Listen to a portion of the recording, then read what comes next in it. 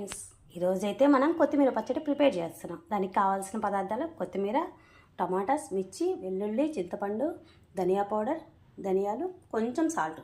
ఇవన్నీ ఏం చేసి మనం మిక్సీ పట్టేసుకుందాం.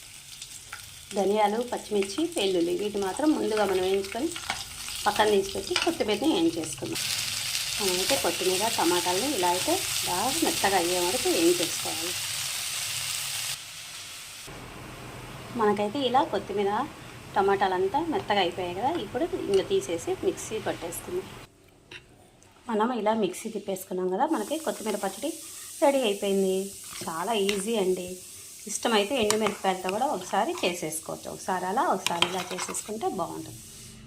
దీనికి మనం ఇప్పుడు తాలింపులోనే కొంచెం పసుపేసి తాలింపు పట్టేసుకున్నాం.